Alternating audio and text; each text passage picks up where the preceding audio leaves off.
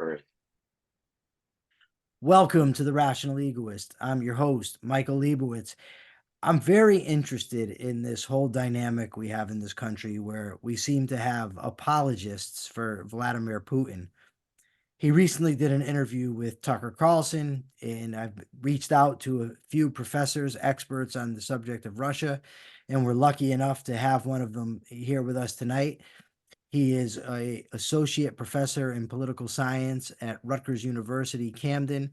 His name is Wojtek M. Wolfe. I hope I got that right. We're just going to call him Woj because it makes things easier for us. Welcome to the show. Thanks for having me. This is great. So Vladimir Putin grew up in Russia. What was his life like growing up, and even as a young adult or an adult prior to coming into power?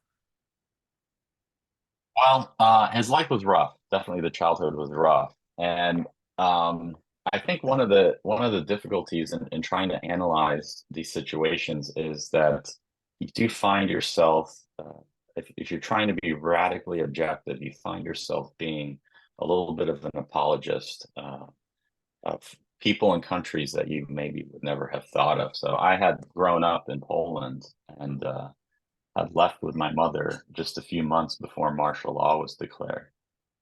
And so it's odd to be looking at someone like Putin and the history of Russia, which I learned a lot about as a kid in Poland and then a kid growing up in America.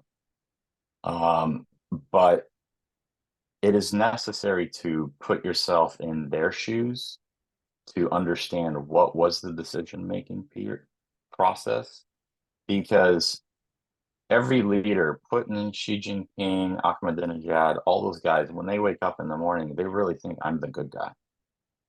I'm actually doing good here. Very few of them wake up and have this lucid moment and say, maybe I really am the bad guy. And so you try and dig in and look at the personalities of these people, and like you're asking about the childhood and how did that form their leadership imaging, their leadership decision making process. And so for Putin, he grew up in Leningrad, St. Petersburg. Was not in a family of a lot of means. His father was a war veteran. He was injured in the war.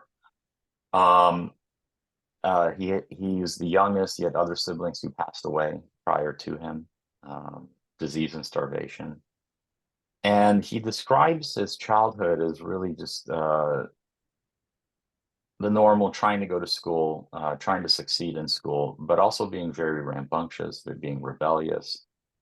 He talks about chasing rats and then having a rat come back after him. But this is the kind of environment that he was in, where if you could imagine, like, growing up as a kid in America, and you're like, yeah, my siblings starved to death, and for fun my buddies and I were out there chasing rats. And then that was basically our free time. So he also grew up in a city that had the siege of Leningrad, and even prior to that it had the issues with Stalin. And so you have this really collective trauma that impacts especially that area, but also impacts the country. So your reference point growing up there for what is good, what is bad, what is acceptable to do as far as part of self-seeking behavior versus if I'm going to be an altruist, well, how do I be an altruist in this environment? Your reference point is very skewed, and trying to especially when you're a Westerner trying to understand this, um, that cognitive disconnect really makes a lot of explanatory sense when you're trying to look at what Putin does, when you're trying to look at how the KGB functions and now how the FSB functions. Um, that rather than simply saying, well, that person is crazy or that person is evil, it actually makes a lot more sense to dig into the details and to understand How were they impacted? Clearly, they did not start in the same place that everyone else started, or like your average kid in America starts, or even at that time when Putin was born in the 50s. Your typical life for a young boy was very different for Putin than it was for someone back here. What were his ambitions? I mean, did he always want to be the leader of Russia? I know he was in the KGB. Yeah, so I think he didn't have a very close relationship with his father, um, and he was a bit of a loner, but he was also very strong-willed, rebellious, and so it appears that he was really looking for something to believe in, a greater organization that he could contribute to. And it was interesting that he chose the KGB because, especially at that time, KGB was just not a popular organization that people were lining up to sign up for. It was using very brutal tactics. It had a history of using brutal tactics, and but that is what he chose, and it fit him well because he was a very individual, self-deterministic, self-contained person. He didn't like relying on other people. And as a young man, he actually went to the KGB office next to Lubinka and uh, and asked, "Hey, how do I join the KGB?" Um, so some KGB officer basically told him, "Hey, go get more education, go to grad school." And he's like, "Okay, what do I study?" And they said, "Ah, law. Go study law." So he did. He studied law. Um, And eventually he was allowed into the KGB. He went through the training. uh, He went through the espionage training. He ended up being posted in Dresden in Germany. He was not the Bond type of KGB officer, but he was a KGB officer nonetheless. He was fluent in German, and he ended up working with the Stasi. He was as I understand, managing the collection of documents and information that was being passed from the East German Stasi to the Russian KGB. And so he was a legitimate KGB officer. He was an intelligence officer, and he did a good job. And then suddenly, the Soviet Union fell, and everything that he had worked in for 15, 16 years basically just melted away. And if you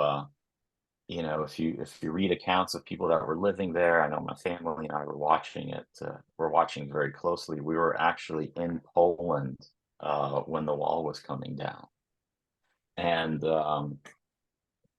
for what us looked like a tremendous time of freedom was basically the mother Russia is crumbling and his service is crumbling. And there were stories about how the KGB at that time they basically became bankrupt, just like every other government agency in the Soviet Union. And they were actually selling toilet paper out of the KGB offices to help make ends meet. And so it was in the aftermath of that that he really scurried around and looked to make himself useful. And he essentially became useful to so many people in power that he was now very adept at spotting people in power, figuring out how to insert himself into their lives, into their situations. So he utilized his own talents. He was a very smart man. And he utilized his own talents and also the skills that he learned through the KGB and became useful for so many people, both in legitimate ways and also ways that were considered criminal.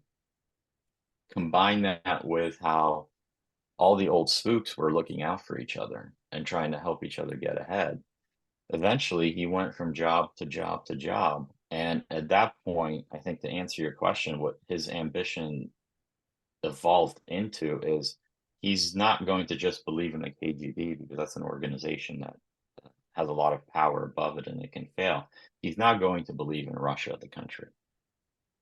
A real sense of patriotism, belonging, a sense of oneness, and that's been his driving force probably up until maybe 2018 or so. And then things really clicked to I think to a tougher place, where he became I think vulnerable to the trappings of power. So I think it was 2000, maybe 2001 when he took office. So the Soviet Union's gone. They had some years with Yeltsin was the leader, and now Putin is coming in. The Cold War is ostensibly over. I'm not imagining that when he's running for office, he's saying, I'm going to be an expansionist. I want to recreate the Russian Empire. What was he saying was his agenda when he's first coming into power? So he was working for Yeltsin, and Yeltsin was clearly headed downhill. He basically episodes of alcoholic amnesia, was hardly functional, which is probably, we don't know, but probably one of the reasons why Putin rarely drinks in public. He wants to avoid that type of image, and he was still the fixer. And he was also the last candidate considered to take over for Yeltsin while Yeltsin was going to step down, and he became the temporary prime minister. And no one was really pushing for him, but he had helped enough people, he had built up enough favors that he ended up being the one that was chosen at the end. He still had some, if you look at his speeches from that time, he still had some difficulty with presenting himself as a charismatic individual. And over time, that had improved. But when he came into power, I think what he was really looking for, his ambition was really to put Russia back together. There were a lot of humiliations that were happening during that time. Some of them were public humiliations. Some of them he had to live through. But it was really a time of revelry in the West where we just looked through the 90s and we said, look, we're America. We won the Cold War, and you guys didn't, and now you're suffering the consequences of pursuing this Marxist ideology and Marxist economics. And he had gone through that and for a decade, and I think he really just now said, we really want to put Russia back together again as a country. So I think his driving ambition was rebuilding Russia. He explicitly said he doesn't want to rebuild the Soviet Union. Um, Even in his interview with Tucker Carlson, he had mentioned some unfortunate decisions by his predecessors that actually weren't that were going to block him from trying to rebuild the Soviet Union. Um, so I don't think at that point he had yet turned expansionist. Between '04 and '08 is really when I think he started to perceive the West as a threat and really started to flex regionally to see how are we going to push back on NATO? How are we going to push back on the So is it true? And I know I'm asking you to speculate, but is it, in your opinion, is he really concerned about NATO encroaching on Russia or closing in on Russia? Does he actually think like NATO is secretly planning on attacking Russia? What's happening there? The short answer is yes. And there are a number of factors why that is an issue. One is historically, Russia has had a history of being invaded, and people like Peter Zehan, who do great work, they have said that it's really not the NATO issue. It's not NATO expansion. It's simply the geography and the geopolitics. And his explanation that he puts forth is that when you look at the geography, sooner or later, Russia's going to have to become expansionist because it has this great plain right in front of it. You can roll tanks right through it, straight into Moscow. And to begin to narrow that great plain, you really need to start taking over Ukraine, you need to start taking over Poland, Romania, Latvia. Um, And I don't think he was pursuing that because they really didn't have the capability uh, to do that. And he calls the five great expansions of NATO and the EU as the US started moving towards Russia. And he had asked specifically of, are you going to continue to do this? I think Mark McFall was U.S. ambassador to Russia 2010 to 2014, and he had spoken to Putin about it. And Mark McFall had told him, "Listen, we are going to keep expanding NATO, and we are going to expand to the Ukraine, but don't worry, we're a benevolent hegemon." Um, this is where I think it's important to look at the reference points for Putin, for Russian security services. Their reference points are very different. They don't see the US as a benevolent hegemon. And I think when John Mearsheimer spoke about this when he's a professor of political science at the University of Chicago. He said, really, when you look at the Cuban Missile Crisis and how the US responded to that, it was very clear. We made it very clear. We are not going to allow Soviet nuclear missiles or Soviet forces on the northern continent, North America. And I think Putin had the same expectation. He wasn't trying to take over the former Soviet satellites in the former Soviet republics, and so he didn't understand why the U.S. was trying to take those over. So that was a big factor. I don't think it was the only factor. It's rare that you just have one causal variable that really does it all, sinks it all. Putin, when he came into power, he was really trying to become part of the club of power players in the world. He was invited to the G7 conference. Later, it was the G8 conference after Russia was accepted into that conference. And that was really this honeymoon period. He was even shown to be as a pro-democracy uh, type of leader that Russia's going to be turning a new leaf. It's going to be heading to a new direction. And so Putin really enjoyed getting to know George Bush Jr. After 9/11, he offered his access to military bases in Tajikistan to help U.S. forces base there as they were going to be invading Afghanistan. Um, and whether or not he actually asked Bush as to whether or not Russia could join NATO, it's too hard to speculate. He said it. There were probably other people in the room. Someone could verify it. I don't know if he really said it, but I think it indicates really his eagerness to change Russia and change the future of Russia. And very quickly, it came back to him that if he had asked, it came back to him that no, like we don't see Russia as a NATO ally. And from 1945 to 1989, I mean, it was NATO versus the Soviet Union Yeah. or the Warsaw Pact country.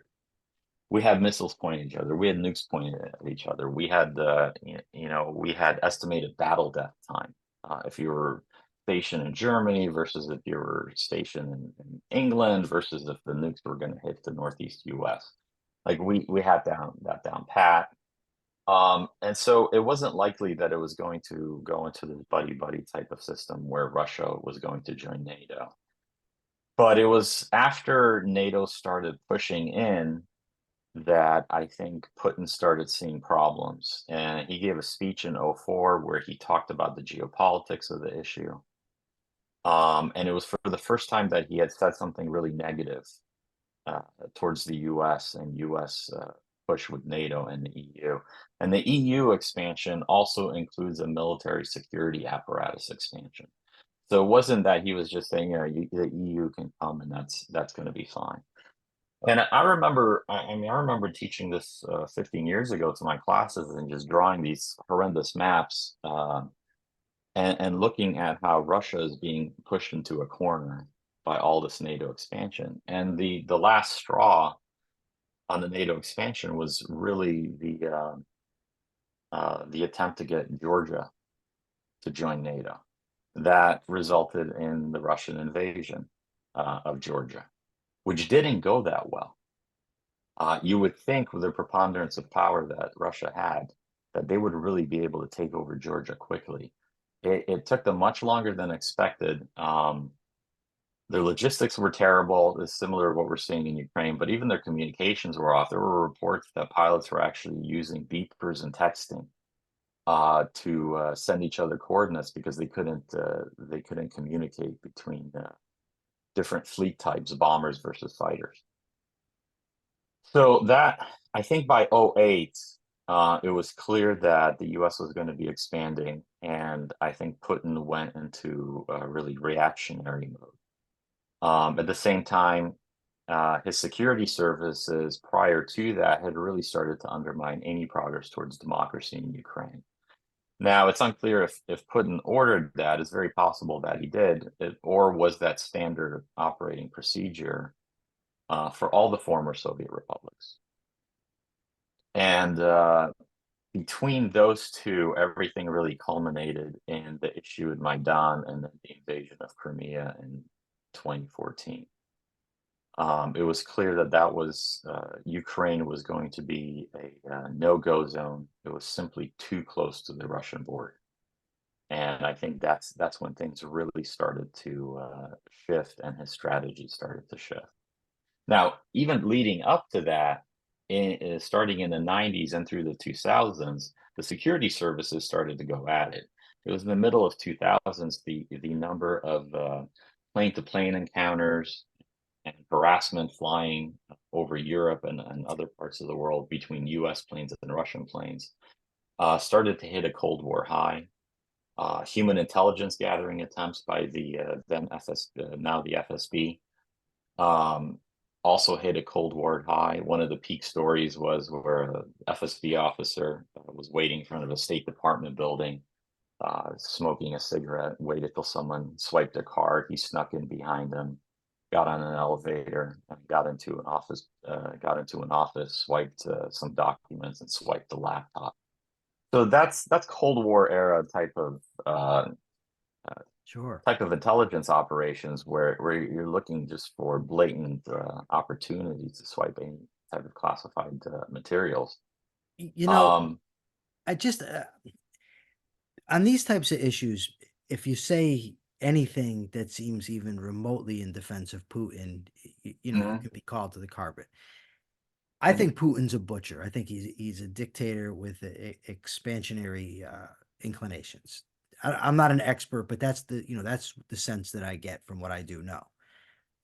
That doesn't mean though that it isn't a legitimate concern that NATO keeps expanding when the Cold War is supposedly over.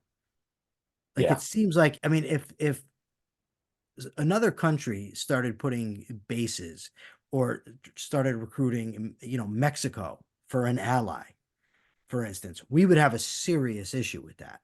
Mhm. American leadership would. So that doesn't seem all that far-fetched that would anger Putin. And Russians in general would make them concerned. Yeah. Well, Putin is not a nice guy. He is brutal. He is running the country as an authoritarian dictatorship.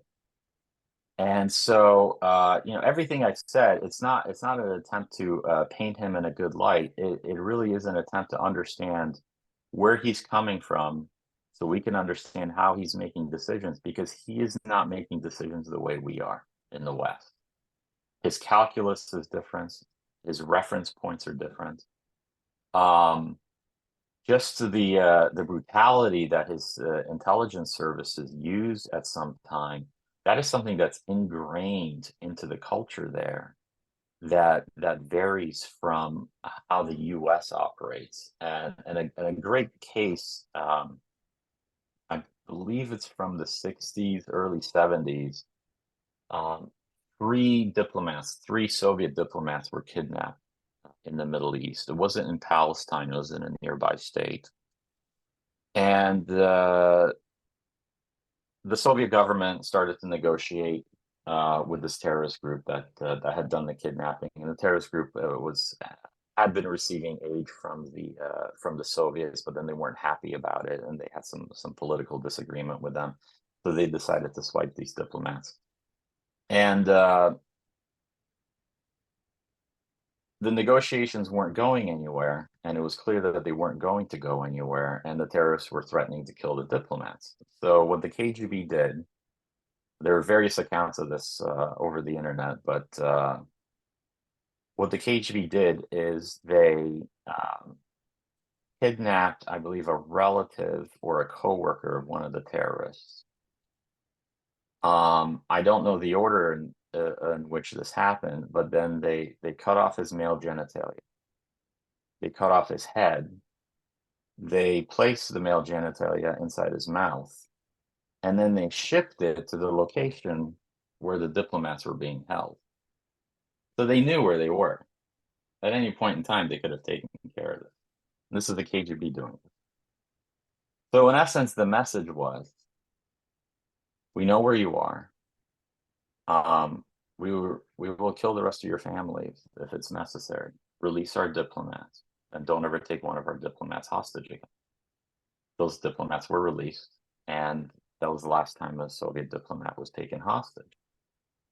So there's a clear level of brutality that came in with Stalin, with World War II, for Putin with the Battle of Leningrad. We had 1.5 million people killed. Historians now are starting to recognize that it was possibly a mass genocide.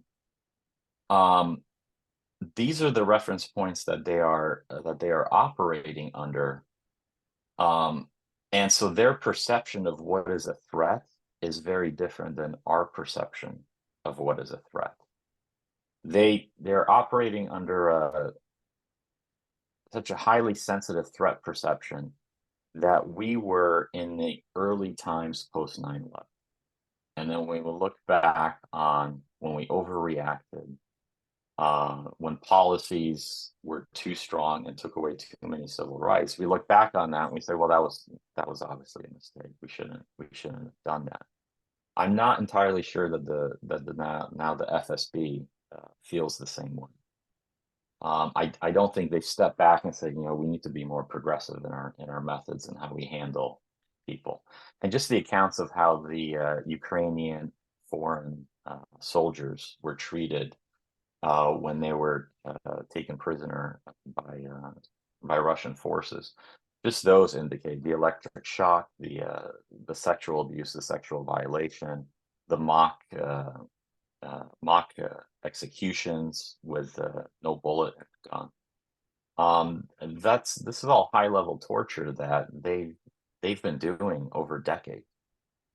So we're definitely dealing with different levels of violence and propensity for violence and ability to use violence than what your average Western person is used to. And I think one of the more strange things in immigrating to the U.S. And coming to terms with really the positivity that you have in America.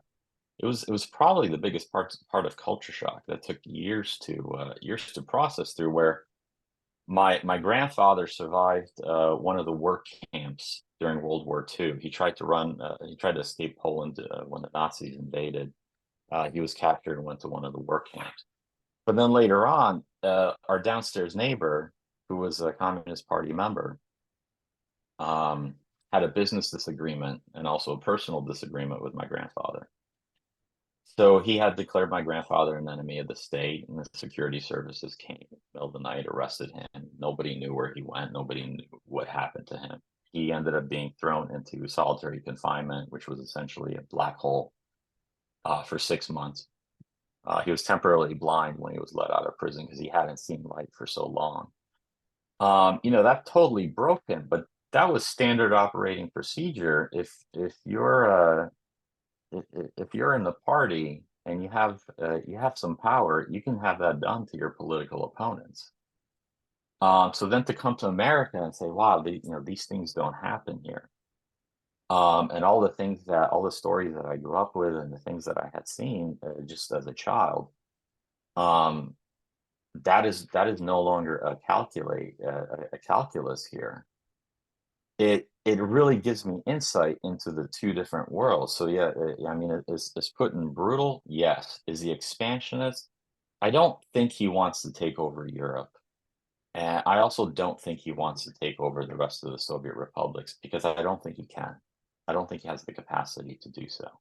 We can talk about a couple of things that he can do. There's one specific excursion that he could go into that would really, really put the US and NATO in a tough, tough bind. But he's a different person. He's running a very powerful country. He runs a very serious and effective security apparatus and intelligence agencies. And but he's not crazy. He's smart, he's calculated, and he's effective. In that same conversation, a friend of mine had dinner with Ahmadinejad while he was leading Iran. He had this opportunity through his work, and I asked him how was it, and he said it was surreal because Ahmadinejad was very well read, very well spoken, very intelligent, and also charismatic. And through dinner, he felt he was becoming entranced, and he had to remind himself that this guy has people tortured for fun. And he had to remind himself of some of the specific tortures that he knows that happen if you're in prison in Iran as a political prisoner. And he just said it was excellent meal, an excellent conversation. I just had to remember that he does evil on a regular basis, but yet we are having this wonderful meal together. And it's a very, very strange world. These dictators are very suave, very educated, um, and some of them are very, very slick. And it's not the boogeyman that you would expect if you were to come into contact with him. Here in America, on the right, we seem to have some people that are fond of Putin or they defend Putin. Former President Trump, I think, falls into that category. And now Putin did this interview with Tucker Carlson. Why would Putin do this interview? The interview was fascinating for a number of reasons. He felt, it seems, I mean, there are a number of ways to take it. I think there's one, he did it just because he could, and he knew he would have an audience. But he lied when he said no one's ever asked him to do an interview. I think other reporters have asked him to do interviews. He's just declined. I don't know why he chose this. I think part of it had to do because it was independent of a major news agency. But his version of history is something that's very common in East European culture, and I think in other cultures where you sit there and you have Uncle Putin tell you really the true history of your country over the course of an hour. And since COVID, he apparently has had a lot of contact with his own select historians who have been giving him a lot of this different information and a lot of data going back 1,000 years. So on the surface, it seemed like, oh, it's he's speaking to Tucker like a child. Let me educate you about Russian history because I don't think you know enough about it. And that's a common occurrence in many patriarchal societies and definitely in homes in Russia. But behind that, I think really the target audience was Russia and the Russian people. But what is interesting, he felt the need to actually explain why he's doing this special operation in Ukraine, as he calls it. It's not an invasion, of course it is, but he's calling it the special operation. And the fact that he may have felt the need to do that and to justify it, I think goes to show that he's starting to feel the pressure of things not going well. Some of the sanctions are working very well. Other sanctions are not working very well. There's clearly an isolation for Russia and the Russian people. The drawback of that is it's bringing Russia and China much closer together, much closer than the US is comfortable with, and it's to the detriment of US interests. But overall, I think this gave him an opportunity to really speak to his people and to tell them, it's okay. There's actually a long historical reason why we're doing this. This makes historical sense. This is the right thing for Russia to do. And he also said he's open to negotiations, which is the fact that he came out and publicly said that, I think indicates that there's more pressure. This is certainly costing him more than he expected. He went in with 190,000 troops. There's no way he was going to take Ukraine with 190,000 troops.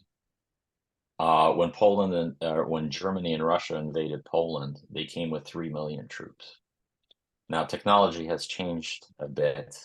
Battlefield effectiveness has changed a bit. But at this point in time, we're really back to World War I trench warfare, but we're using drones and we're using GPS-guided artillery. So he didn't come equipped to take over all of Ukraine. And I think one of the key factors is, had he really wanted to take Kiev, he would have staged out of Belarus. It would have been a much easier trek. But even at that time, the DoD did a number of war games and found that Putin could probably take Kiev, but he wouldn't be able to hold it. And so that's why I don't think I don't think that there was a serious attempt to take over that city. But what he wanted Crimea, Donetsk, Kharkiv, Odessa. He wants that land bridge. He wants access to the sea. And he really wanted control over the ports that give Ukraine all of their international trade capability, because he wants that. He needs that. He also wants control over Ukraine's wheat exports and agricultural exports. So there was a lot of geoeconomic, I guess, profit to be gained, gaining control of those. Um, and so overall, with the Tucker Carlson interview, I found it interesting that he felt the need to explain that with such a large audience and everyone in Russia watching. I think I haven't checked the latest, but I think that video had 300 million views. I mean, it had 200 million views at the end of the first week. That's that's a lot. That's a lot. So a lot of people watched it around the world, but I think a lot of really people in Russia saw it. But it does indicate that there is stress for the Russian military. There's stress in the Russian military strategy. And they never expected this type of pushback from the US, which means they didn't do their due diligence and intelligence. And the people who were in charge of that, who were in charge of counterintelligence and recruiting assets in Ukraine, they ended up going under house arrest because they had told Putin, "Don't worry, everything's going to be fine. Every it's all going to work out. Ukraine is ready for denazification, whatever that actually is, um, and it's going to be okay." And that actually follows the playbook for how the KGB operated, because for U.S. intelligence, it's collection, analysis, and dissemination. For the KGB and the FSB, it's collection, a little bit of analysis, and dissemination has traditionally been, we tell the leaders whatever it is that they want to hear, and then we go do what it is that we want to do. And so all these different factors really started to ruin his whole strategy. The fact that they went into negotiations in March of 2022 that were being hosted by Israel, I think really does say something about the fact that they stepped into a situation that they weren't prepared for, and they were willing to negotiate. What they wanted is they wanted the oblast that they had. They wanted the territory that they had already taken. And that's when England and the US stepped in and said, step away and don't negotiate. Now, you mentioned earlier that there's something that Putin could possibly do that would be problematic. I think you said for the West. Uh, so what is it? What's the likelihood that he'll do it, and how concerned should America be? Yeah, so it's when Prigozhin held his pseudo mutiny, which I think the target of that mutiny were Putin's generals. It wasn't actually directed at Putin. Prigozhin started making a lot of public noise, which is a big no-no if you're in the inner circle, and Prigozhin was in Putin's inner circle prior to this. Prigozhin actually was one of the key people behind Russia's election interference in 2016. Um, so when Wagner was sent to Belarus, one politician had made the case that this is where Wagner is actually going to invade Poland. And looking into it, it wasn't all the pieces don't fit because Wagner had to give up a lot of their military equipment before going to Belarus, so they wouldn't have been equipped. But if Putin really wants to play hardball for whatever reason, if he attacked the Gwaski Gap or the Gwaski Corridor, which is this tiny piece of land along northeastern Poland, politically, what I suspect he would do is he would say, I'm not even invading Poland, even though he is. I'm not really invading NATO, even though he is, because that tiny sliver of land is so small, but it reaches into Russian territory that's hidden behind it. And that's that one piece of Russian territory that Poland threatened to cut off all land transports and was essentially going to cut off that Russian territory from receiving any kind of regular commercial trade.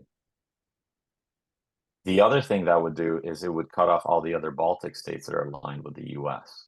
So in essence, he would be taking this tiny sliver of territory with the explanation that he's just protecting Russian territory. And it would put the US in a really bad bind. Will the US go to war to protect the Baltic states? That's a big question. When you look at the power comparison between Poland and Russia and all of the Baltic states and the other NATO members in Eastern Europe, it's still small. On paper, Russia still has a preponderance of power, and they're willing to create a meat grinder scenario in order to stay in the war. And in fact, when you look at reports by people who have studied Russian war, it's the exact opposite of the Norman Schwarzkopf model, where we have a 5-to-1 or a 10-to-1 power preponderance. When we went into Gulf War One, I mean, we decimated the Iraqi army quickly. When Russia goes into war, they actually expect to have massive casualties and loss the first year. But they know that they have the manpower to keep throwing people into the war, which again, very different mindset, very different reference point on what is considered normal, what's not normal, what's brutal and what's Hold not on a brutal. second. So when Russia goes into war, when they launch one of these invasions, they know that they're going to have a significant amount of troop casualties. What do the troops think about this? I mean, from what you know, are they just okay? I mean, they've got to know that's what's going on. This really goes, I mean, they don't like it. No soldier is going to like it. What's interesting is that soldiers have access to YouTube, soldiers have access to Telegram, they post videos. Even someone without Russian language skills can use Google Translate to have those videos translated quickly, almost no cost. So you find out the troops are not happy. They're not happy one bit, and that's why Prigozhin started that semi-mutiny with Wagner, because he was starting to get treated like those troops. But the other side of it is your outlook on life is very different when you have a Russian passport. Um, your outlook on life if you have a Polish passport is much improved because however this goes down, Poland is now on the better side of a wall, whether it's a demilitarized zone, whether it's a physical wall, however this goes, U.S. assets will likely stay in Poland. Um, but if you're in Romania, you're in Belarus, you're Russia, and you're a Russian citizen, there's kind of a c'est la vie attitude of almost fatalism, like this. What can I do about this? you're not taught that you are the controller of your destiny when you grow up in those countries. What you are taught is how to bypass the system, how to hack the system, and how to do your best to make things work for you because the system is never going to work for you. So if you're unlucky enough to end up in the Russian military, you need to figure out a way of how to survive. And I think that first few groups of Russian soldiers that went in under this flag of patriotism, we're going to denazify Ukraine. They were in for a very horrible and horrendous surprise. And it wasn't but a year that reports started coming out that there were actually Russian soldiers who were in charge of shooting those who were trying to desert or run away from the battlefield, straight out of World War II. So the fact that that's happening isn't going to surprise Russian historians. It isn't going to surprise the older populations of Russia. That is unheard of. Like you would never imagine. Say the U.S. goes to war over Taiwan. No one would ever imagine that there would be a U.S. military sergeant shooting troops who are running away from the battlefield. That hasn't happened. That doesn't happen. It's not going to happen. But that's part of the protocol within the Russian military. Now, I said that they were expecting an easy win in Ukraine, and I think they were. But their intel was bad, and so now they're staying in it. And historically, this is how Russian wars go. They do suffer massive casualties, and they don't really see improvements until the second year. And it's now that we are beginning to see Russia's taking territory. I understand in the last 10 days, Ukraine was moving some troops out of Kharkiv, out of Odessa, because they knew that their option was to pull the troops out now or sacrifice most of them and pull some of the remaining ones out later. So to Russia, this looks like we're finally starting to gain ground. So any kind of negotiation with Ukraine is going to be much worse now in March 2024 than it would have been in March 2022. And that's not to say that Putin's doing a good thing, that Russian foreign policy in Ukraine is clearly justified. It is saying that they were operating from a different perception. They were operating from a different risk sensitivity. And they were also operating from a much longer history where they saw Russia get decimated. They saw Russia get attacked. And so that's where they're functioning from. So when Mark McFall tells Putin, don't worry, NATO and Ukraine is going to be okay because we're a benevolent hegemon. There's no such thing as a benevolent hegemon in Russian history. Is it just a case of miscommunication, misperception? I don't know. I think brighter minds than me can tackle those questions when it's all over with and when they have access to better information and communications. It'll be interesting to see just how chaotic the response in Moscow was after the first 2 months that they actually were willing to negotiate. But it's really it's a reality of living in two very different worlds, two very different worldviews, two very different perspectives on life and what it means to be a citizen of your country and contributing to your country. And Mother Russia is very happy to teach you that if you're having a hard time understanding that. The sad part is that prior to World War II, prior to Stalin and Lenin and the Bolsheviks, this really wasn't the primary part of Russian history. It's Russia at that time was different from the Russia that we know now. And I think a lot of people knew that coming. My great-great-grandfather actually picked up and moved his whole family from Poland and went to Russia to fight for the Russian Tsar. That's how much he despised the Bolsheviks and many other people, just like you have foreign fighters coming into Ukraine now. you had foreign fighters coming into Russia at that time because people really thought this was going to be the end of Russia, and if it's the end of Russia and we're this tiny little country of Poland next door, it's going to be the end of us. So we're really fighting for our future, and unfortunately they lost. Um, and then the rest is history. Professor Wolf, thank you so much for being with us and sharing your perspective tonight. I really, really appreciate it. Is there some place people can find you? Do you have a blog or a website that people can go to? I have my professional website, and I am working on starting a blog. My professional website is wojtekwolf.com or wojwolf.com. And once I start writing something, I will link it through there. And I'm also starting to do just short videos for my students about current events on YouTube and Instagram.